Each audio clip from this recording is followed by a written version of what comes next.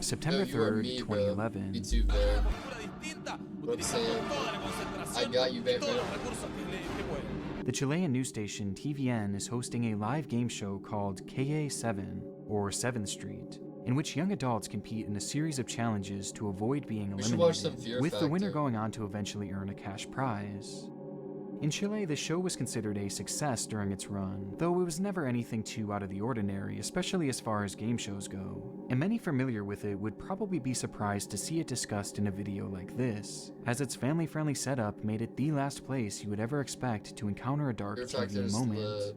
And for most of its run, this was true, except for that fateful September day. Bad shit, oh wait. Good shit. Por favor, quiero que paren la competencia. Quiero que paren la competencia, por favor. Nos acaba de llegar una información muy difícil de entregar. No habíamos querido decir nada antes de chequear bien lo que está sucediendo porque compromete a personajes del canal.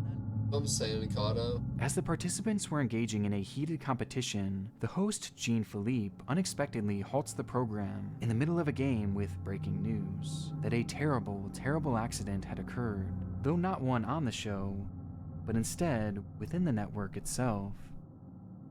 That morning, a team of workers from the TVN station, including famed presenters Felipe Camaroga and Roberto Bruce, along with numerous staff, had boarded a military aircraft to document the recovery efforts after the 2010 earthquake which had ravaged the country, with the plane heading for the island of Robinson Crusoe, a destination that they would sadly never reach, as Jean-Philippe would interrupt KA7 to share the devastating news that the plane had crashed into the ocean and that everyone aboard had likely been killed instantly, including the entire team that TVN had sent and some of the network's most prominent presenters.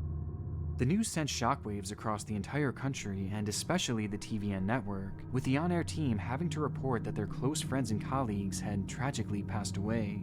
And over the course of the following days, numerous bodies would be found floating near the crash site, along with debris and eventually the craft itself. It was said that the flight had encountered heavy winds upon reaching their destination, leading to 2 failed landing attempts, and while making a large U-turn to try their 3rd landing attempt, the flight would disappear into the water, likely as a result of the craft running out of fuel.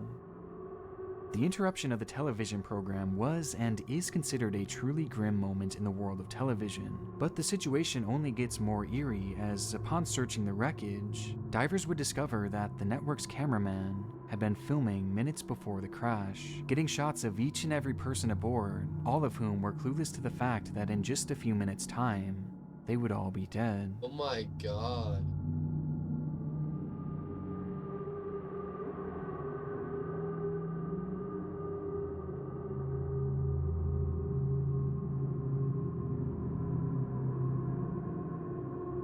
That's crazy.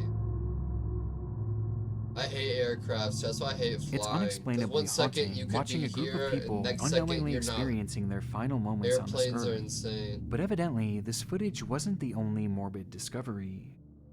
Within one of the camera's SD cards was a curious set of 6 images. Images that at a glance are not directly discernible, but once some effects are applied, start to become a bit more clear. As in the most infamous example, we see what appears to be a plane window, along with a large amount of water covering the lens, with the image being timestamped after the plane had impacted the water.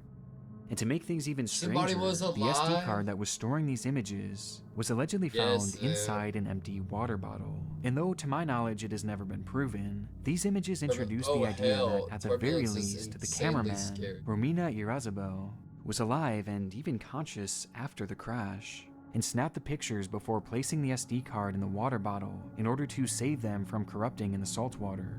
Which would also mean that he was alive and trapped aboard the broken vessel as it slowly sank to the bottom of the ocean, drowning with no hope of escaping the wreckage.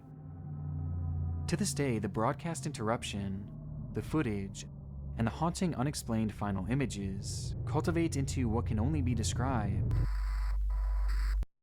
as one of the darkest moments in TV history.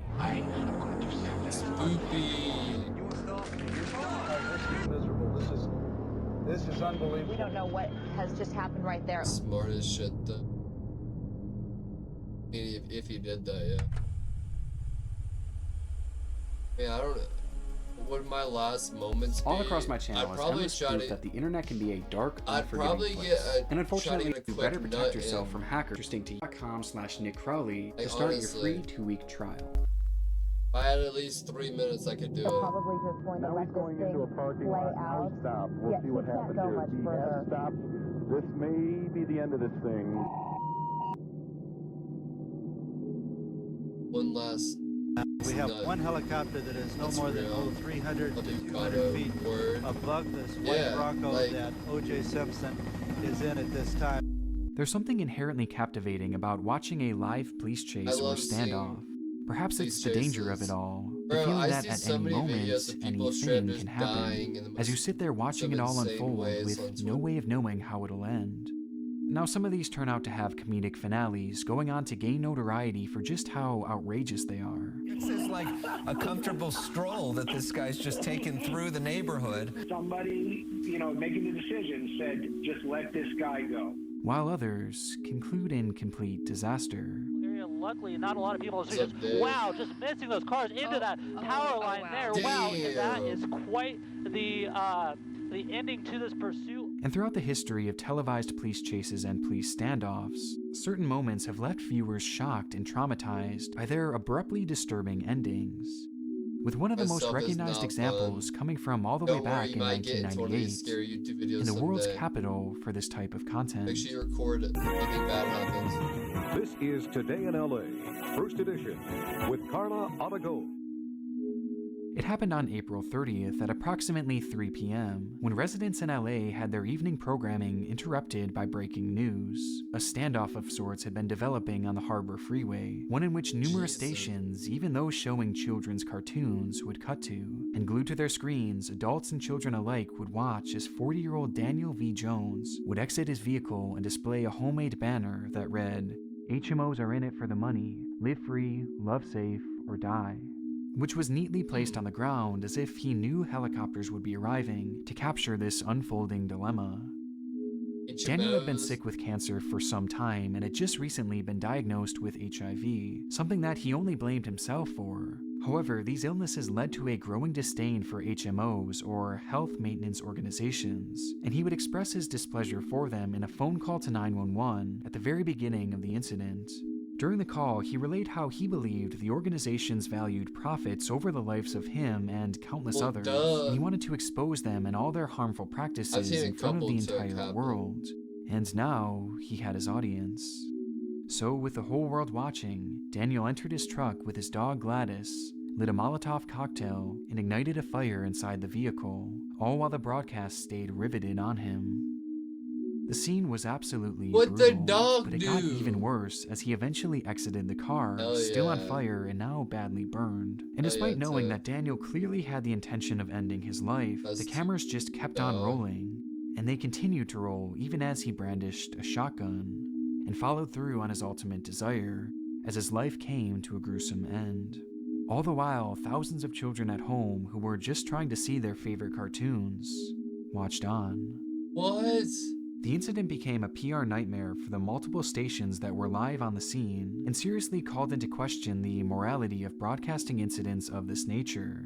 But it That's seems that the ratings they crazy. received were just too good to ever stray away from the practice. In fact, if anything, this incident probably boosted their intrigue, as it was the ultimate example that anything can happen on live TV. And yes, despite the tragic result and its human toll, this incident ultimately gave rise to even more broadcasts of this nuts, nature Chad. that are still to this day a commonplace, with one in particular leaving a lasting impact on myself for nearly a decade now. It started the same as any other live police chase, with multiple stations interrupting their broadcast with that classic flashing breaking news text. I love breaking It was the news 27th text. of July, Oh, it's my 2007 favorite. in Phoenix, Arizona, where we're 2007, thrust into bro, the how action old of a are you? high-speed chase occurring at roughly I 12:30 wasn't p.m. sentient yet. According to the broadcast, this white pickup truck had crashed into a police cruiser upon being pulled over and took off for unknown reasons, prompting not only a Graduating high hefty response school. by local police, but This local news changed my stations as life. well. as after only a few minutes, news helicopters were already in the sky, streaming the whole situation out to the world. At some point in this chase, police were able to use a spike strip and seemingly shred all the tires from the man's truck, prompting him to slow down drastically and eventually bring his car to a complete stop. And it looks like they're probably just going to let this thing play out. Yeah, he can't go much further. This may be the end of this thing. This led to the cameras in the sky scrambling to get that perfect shot, as the dramatic finale of this chase was growing ever so close, though no one could have imagined the tragic end that this was all headed for. Well, he's taking off running. Okay, now it's a foot chase. Okay, now he's jumped into another vehicle. Okay. All right, they're closing in. Looks like they've... Oh, jeez. We're going to pull out. We don't know what has just happened right there. It looks like the police have closed in on him. Did the helicopter crash? What exactly has transpired between the police.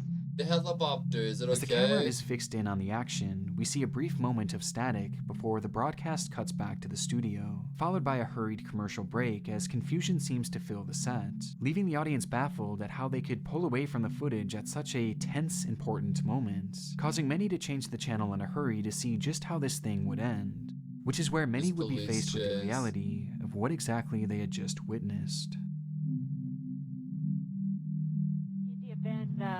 He commandeered another car. Wait. I got a problem here.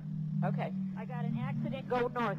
I got a helicopter down. Oh, no. Connie is telling us she has a helicopter down. Oh, no, Connie. This is unbelievable. All right, well, we're going to leave that pursuit and find out. Oh, this is miserable. This is unbelievable. Connie, can you tell us, are you getting chatter? You would know more than us right now.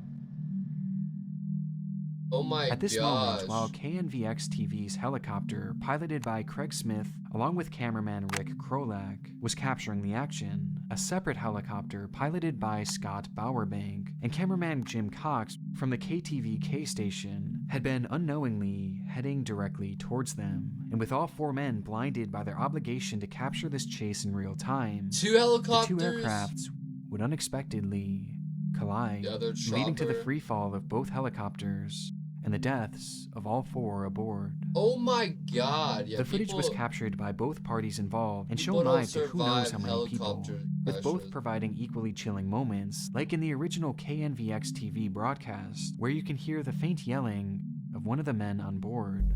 Well, we don't know what has just happened right there. It looks like yeah, you can kind of hear it. We don't know what has just happened right there. It looks like the police. And in the KTVK helicopter, when Jim Cox says the line, "Now he's hitting eastbound and he just hit some more barricades. Absolutely unbelievable. This guy doesn't care what he hits." When in reality, the very craft he was in was mere moments away from barreling straight into the other news chopper. The entire scene is certainly one of the darkest police chases ever recorded, and to me what makes it all the more gut-wrenching is seeing the other news stations swarm to cover the crash, with many of those people forced to cover the incident being acquaintances and even good friends with the people they had just watched perish, leading to some genuinely heartbreaking reactions. Holy crap! Oh no! Oh Jesus! Oh God! Oh my gosh! Hey, oh my God! Channel 15 and Channel 3 just had a mid-air collision. Just watch that whole thing. I'm good. I'm off your nose. I'll get back with you.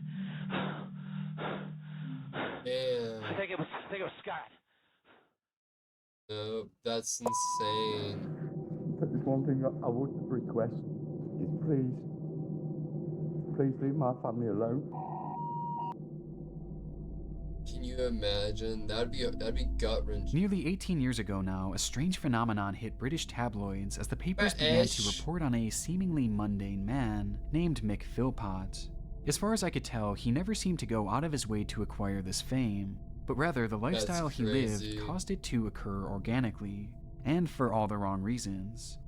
The then nearly 50-year-old man had recently become a father of 15, with the children split up between 5 different women, 2 of which he took turns living with in a sort of love triangle situation. What the fuck? And if the living arrangements and the sheer number of kids wasn't intriguing enough, he further gained infamy thanks in large part due to his attitude on working, as he refused to get a job and instead would allegedly scheme his way into getting exponential amounts of government benefits, And he did so all the He while looks his like pregnant it. wife and his pregnant girlfriend carried out full-time jobs.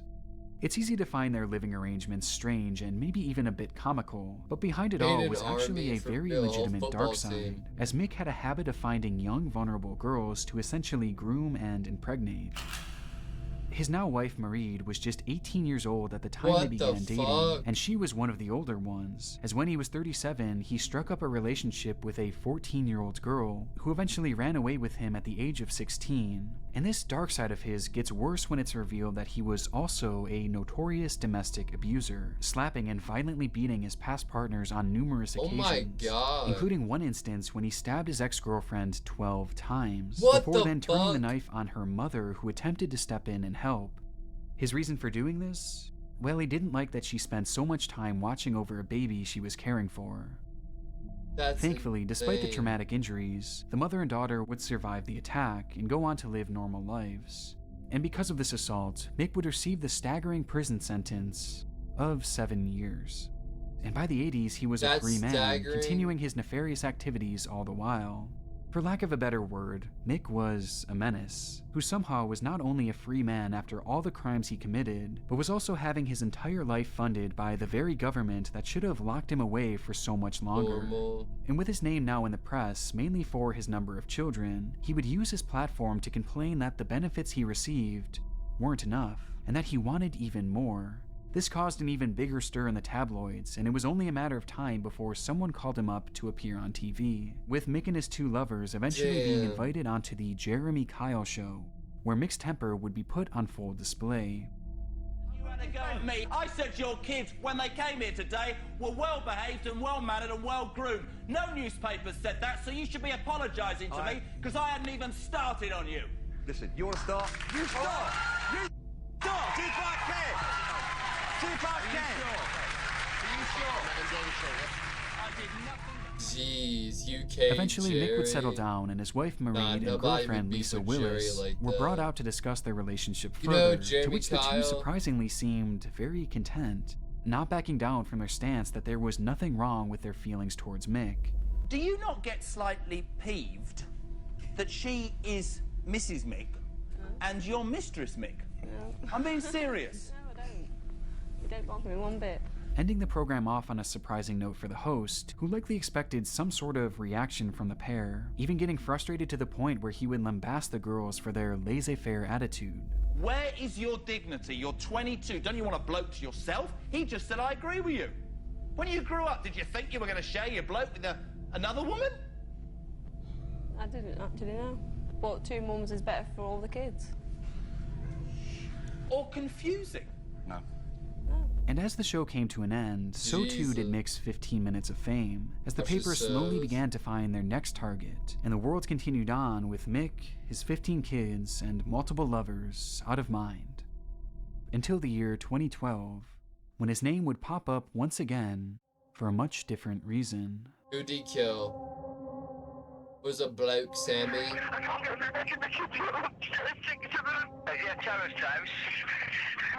Not the kids. Yeah, but we've got the police on the way. Have you any idea what's caused the fire? I've no idea, but it's smoke up my arm. There's smoke everywhere. Oh my god, what a lesbian. On May 12, 2012, Mick's home would catch on fire in the dead Holy of night, shit. while he, his wife Marie, and their many children were sleeping peacefully. In the panic, the couple managed to escape with some of their kids, but tragically, 6 of them, all of whom were below the age of Jesus. 10, would pass away in the blaze, having been stuck Holy upstairs fuck, and that was half inaccessible his to any form family. of rescue. By the He 16th of barbecued May, the them. story had reached far and wide of the tragedy that unfolded, with Mick and Marie garnering widespread community support. Locals in the area would even band together and raise the Oh money for my the children's funeral, God. prompting the emotional pair to give a heartfelt All thank you those through the mini media. coffins. I've actually been down to our home, and what we saw, we just cannot believe it. To see this community to come together like that, it's just too overwhelming. But there's one thing I would request is please leave my family alone. If you've got any questions or anything at all, Please don't come through me or my family. Please go to the police. And for many, this would have likely been the last they'd ever hear of this broken family, had it not been for a single discovery found within the home's debris. While sifting through the burnt remains of the house, police would discover gasoline in the mailbox, which when found at crime scenes is typically associated with arson. And coincidentally, the very morning of the fire, Mick just so happened to have a court hearing to obtain custody over he and Lisa Willis's children, the second woman who had appeared with Mick on the Jeremy Kyle show. Given that the general public had immediately stopped caring about this family after their appearance on TV, not many knew that Mick and Lisa had actually split up in the following years and were in the midst of a bitter custody dispute, leading to speculation that Lisa may have intentionally set Mick's home on fire as some sort of vindictive act. The mailbox? Or at least, that's what Mick wanted us to believe. What did you say? Tell me what you said to me. What did you say about me trying to get in? You tried everything you could to get in, like I said to him, I wanted to run through the flames, up the stairs. Would you cry when you were saying it? How bad? Not really, really bad, but I did cry. That's hysterical. What the fuck? There's a fingerprint on the window. That's it. A few discrepancies. That's all it is. It's my fault that half the family's gone. It's my fault we lost our children. What the fuck? Upon doing an in-depth investigation, which included bugging a hotel room that Mick and Marie were staying in, police would eventually capture a verbal confession that proved the married couple had actually been the ones to initially set the fire, along with their friend Paul Mosley. But why? But what? Well, their goal wasn't actually to kill the children. It was instead to save them. In reality, they had planned on setting the fire in a way that Mick and Marie could swoop in at the last minute and save all the kids, as a way of making them appear as heroes, before going on to pin the fire on Lisa, and in turn having her arrested while they obtained custody of her children. It was an evil plan that was made so much worse when the fire spread too quickly, making the rescue of the children upstairs almost immediately impossible. And in his desperate attempt to gain even more children under his roof, Mick ended up killing 6 of his very own.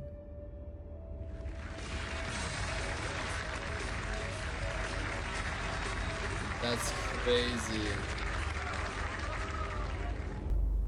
It's particularly chilling watching the 3 of these people sitting in unison on that fateful program, none of whom knowing just how bitter things would turn, and how 2 of them would eventually become murderers, all in an attempt to to the other. That's so sad, putting your it's kids at unspeakably risk. dark.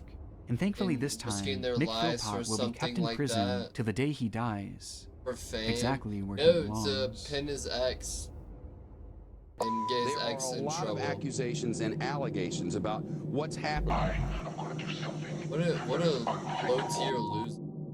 Insane.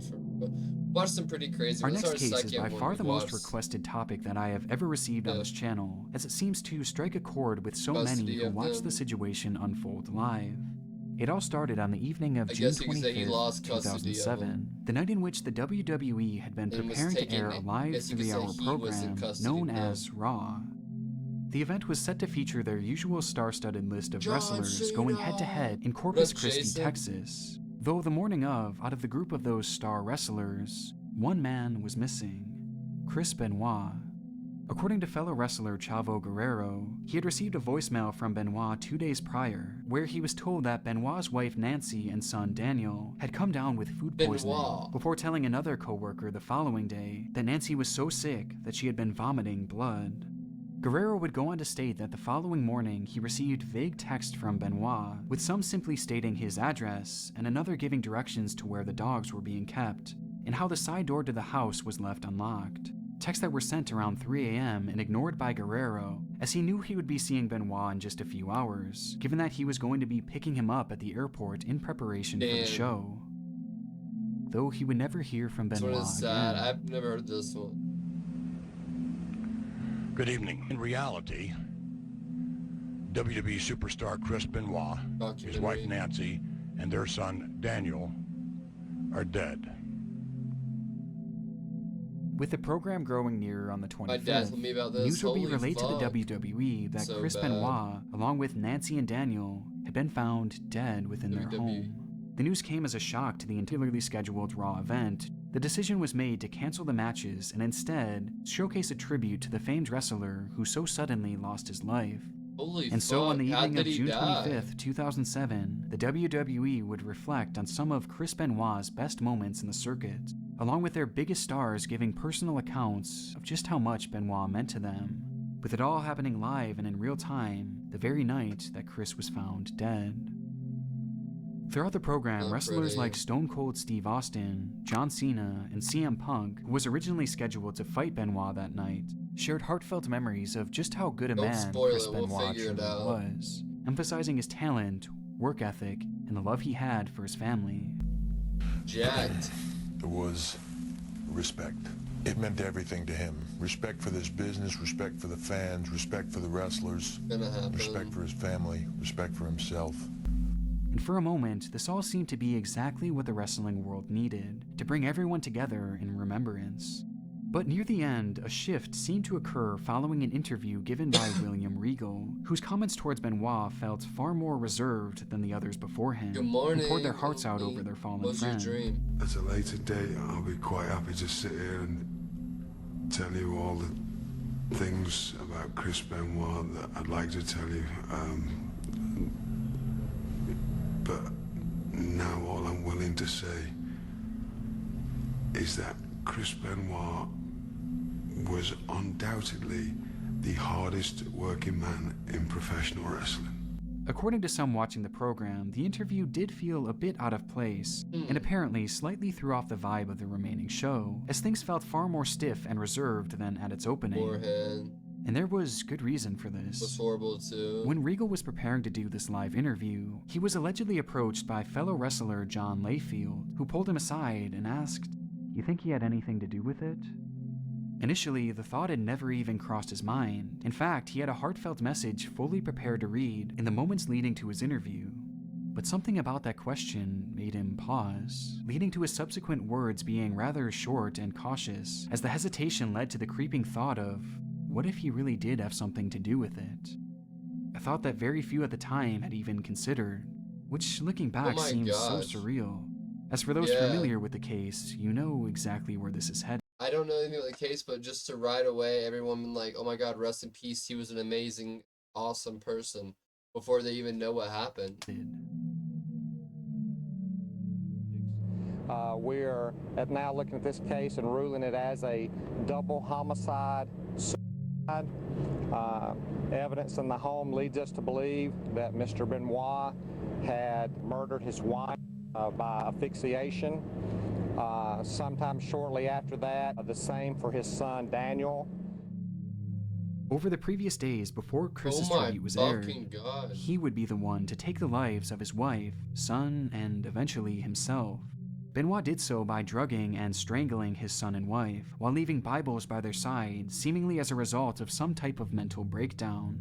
To this day, an exact motive is still not fully understood, but it likely had to do with a combination of multiple factors, with the most glaring being the head trauma that Benoit had suffered as a result of his profession. As following his death, Benoit's brain was studied by a neurologist who would go on to state that Benoit's brain was so severely damaged, it resembled the brain of an 85-year-old Alzheimer's patient. Jesus. The gruesome scene uncovered at the family home by the hands of Chris Benoit makes this whole memorial program for him just seem so much more chilling, as not even 24 hours later, the man that was being so highly praised as a loving family man would be revealed to have been the one behind his own family's murder. And as disturbing as this all is, there's plenty of other chilling moments left behind by Benoit, with perhaps none more eerie than the promo he shot for another Raw event just a few years before his death. My wife, my children will not be watching Raw, because I am going to do something that is unthinkable. I'm going to leave you with my anger. Sleep well. What the fuck?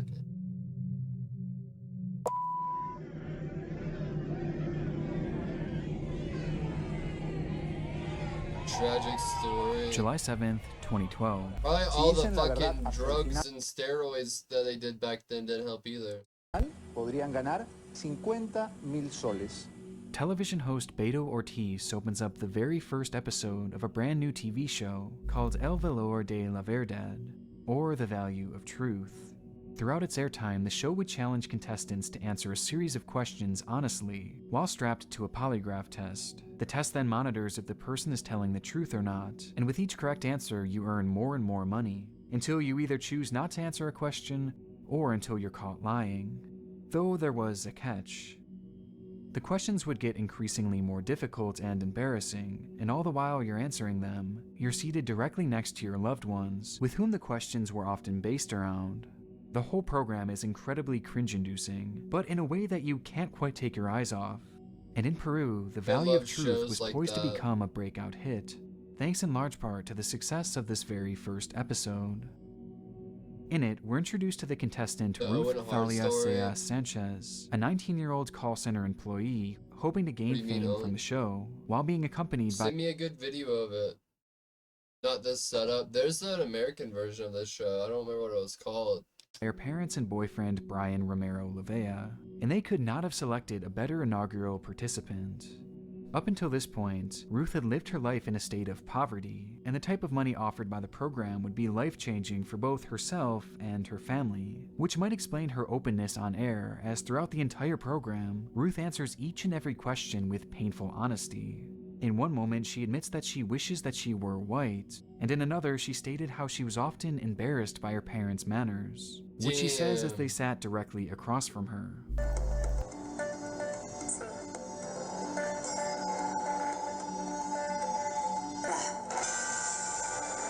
Verdad.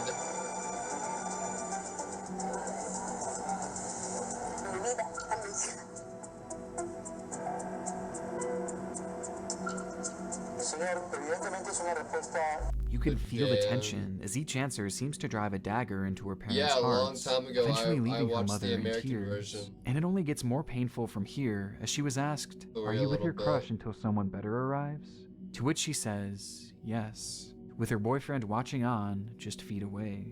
Damn! And following this, the questions would become more and more intrusive, with Ruth eventually having to admit that in order to pay her bills, she worked at a nightclub as a stripper, which was news to all of her loved ones who sat there stunned by the revelation, especially her boyfriend Brian. A revelation that leads us to Ruth's final question and the most painful one of all. Have you ever accepted money in exchange for sex? A question which she would answer, yes, before promptly ending her time on the show 3 questions away from the finale.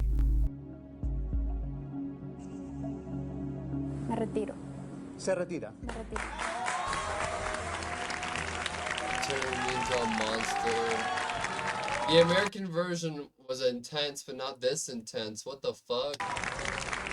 The whole ordeal left everyone, including the audience, completely stunned. On one hand, many applauded Ruth for being so honest, and on the other, she was criticized for putting her family and her boyfriend specifically through this embarrassing line of questions, broadcast for the whole country to see. The cringe-inducing episode became so popular that the station supposedly aired it each weekend for a staggering 12 weeks straight.